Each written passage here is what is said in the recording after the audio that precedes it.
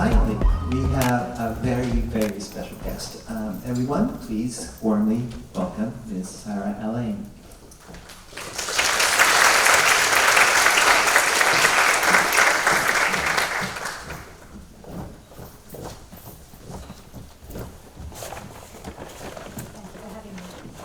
Thank you. Thank you for coming. Ms. Sarah Àlainn is known as a vocalist and multi-talented musician, as well as TV and radio personality in Japan. I'm sure many of you recognize her. But not only is that, she is also a former student of the University of Tokyo, as she studied as an exchange student from the University of Sydney in 2008 to 2009, when the program was administered as ICON by the College of Arts and Sciences.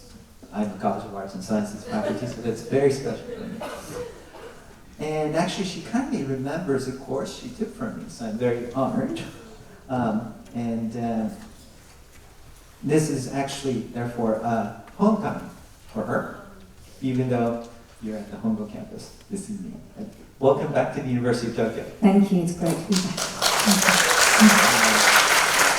So it's really wonderful and such an honor to have you on this occasion as we launch a center that encourages our students to gain a global outlook and career like yours.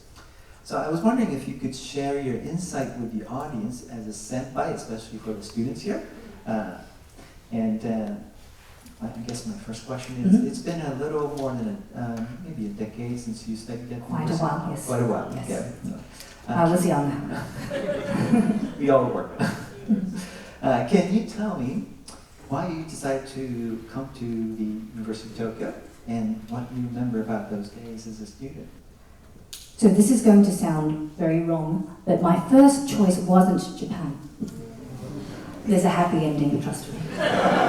My first choice was actually Italy. I was already studying Latin and Italian, and I just wanted to go somewhere foreign and exciting. But it was actually my mum. She was very adamant that I study Japanese. I actually have a bit of Japanese heritage on my mum's side. But I was 20, 22, Japanese, why now? I thought it was too late at 22. I literally turned 37 3 days ago. Nothing is too late, right? But at the time I was like, it wasn't for me, I just didn't understand it. But I studied 1 year before I ended up coming on exchange, and I didn't even have to go to Europe to find how different Japanese was. It was very foreign, and it was just something that I'd never experienced up to that point. But the turning point was when I read the book by Yukio Mishima, The Golden Pavilion. This changed my life. It was just the aesthetics of it. I had never read anything like it. It was just destructive, but it was messy, but it was beautiful and made sense at the same time. And I was like, my goal from that point on was to study at the university that he was studying. But we were told, so I was from Sydney University, we were told not to apply for Todai because it's tricky.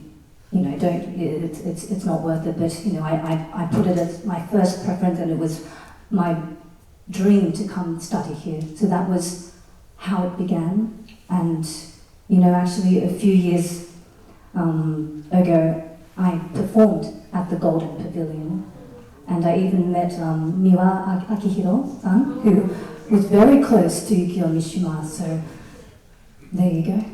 Yes. What a wonderful story. I'm glad you ended up coming to me Japan. too. And I'm still here. Your Japanese is so fluent that it doesn't it's hard to believe that you were thinking that way at the age of 22. And can you tell us what sort of impact you think your time at the University of Tokyo had on you? Well, first of all, I'm still in Japan after all these years, and of course in terms of career, it coming here, it opened so many doors, firstly to the world stage. I ended up performing with people like Andrea Bocelli, so I didn't have to go to Italy in the end. He came here. And you know, people like David Foster was a big producer in the States, and I always thought, oh, I had to go to the States to be a successful musician. That's not true. I came here, I came to study Japanese, but I learned a whole lot more.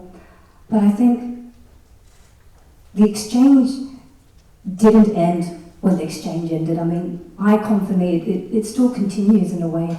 I'm still friends with a lot of the bonds I made then, and I think the biggest difference now is I'm not as oblivious as I was before. Like right now, when I see the news, you know, things really hurt or things make me happy. I mean, every single country now, because we were a group of 25 students from countries that I still have never been to, but now each country has this distinct face. It has a name. You know, it's so relevant. I see the news, oh, there's riots in France, you know, it hurts, or when COVID, you know, happened in China, it really brought the world so much closer. I think that was the biggest impact it had. So it, you know, I accrued a lot of social skills when I was here. I mean, I studied, of course, in the classroom, but outside of the classroom a lot, and I learned empathy, I guess, I think. That's wonderful.